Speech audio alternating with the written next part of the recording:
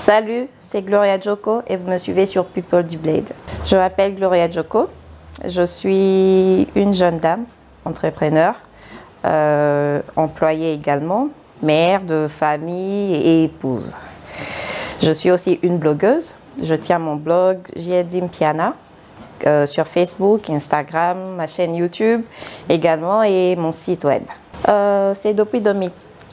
Officiellement, c'est depuis 2015 que je suis dans le monde d'entrepreneuriat. Mais je l'ai commencé depuis que j'étais encore à l'université, donc depuis 2013. J'en ai tout plein. J'ai commencé à travailler depuis que j'étais étudiante.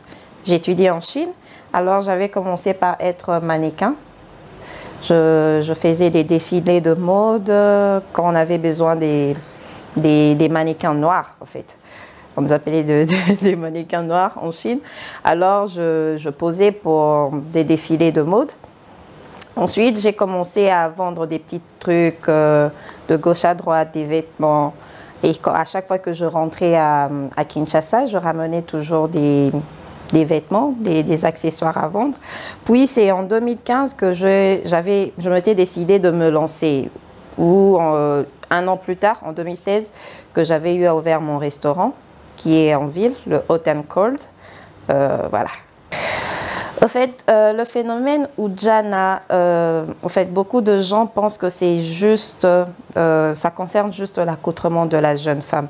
Mais en fait, c'est au-delà de l'accoutrement de la jeune femme. C'est une prostitution qui est cachée derrière.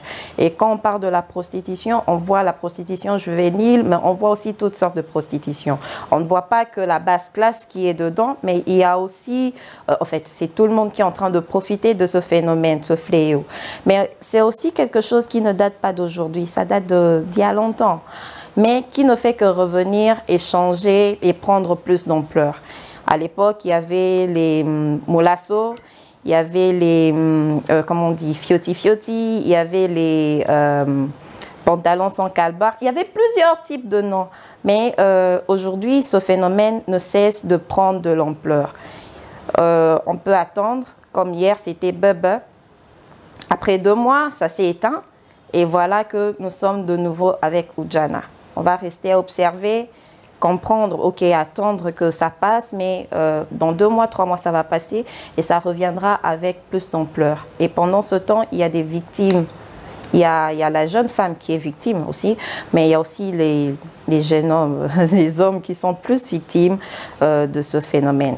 Voilà pourquoi je n'ai pas choisi de garder silence comme le font certaines personnes. J'ai choisi de lutter contre ce phénomène, contre cette dépravation des mœurs qui est en train de détruire la jeunesse congolaise. Sinon, demain, on aura une jeunesse foutue qui ne fera rien du tout.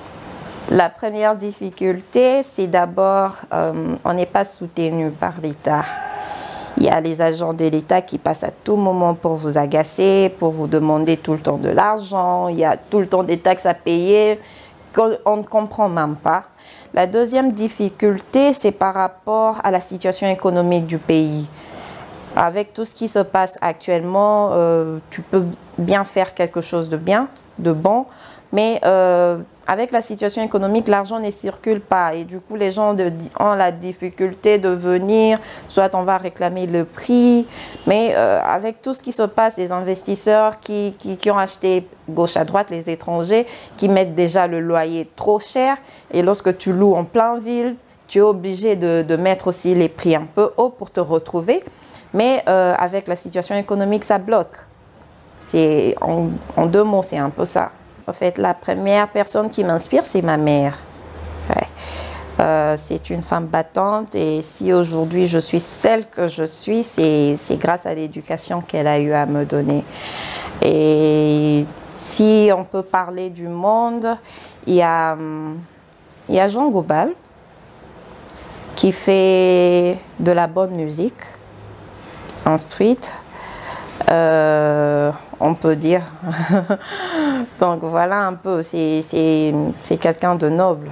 Les 3e personnes qui m'inspirent sont mes enfants. Ce sont eux qui me poussent à aller de l'avant et à faire plus.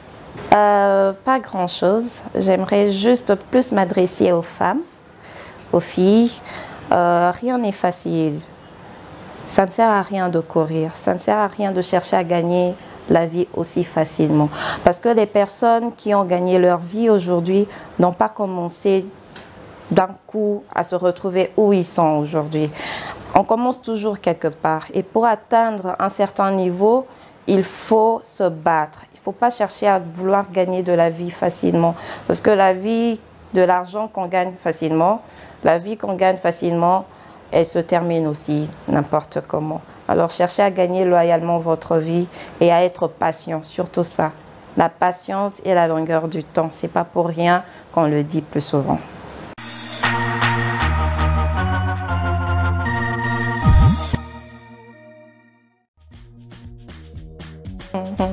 Marilyn Monroe. Se faire de l'argent. C'est du tricks. J'aime pas lire, danser. Il me plaît, mais je le zappe.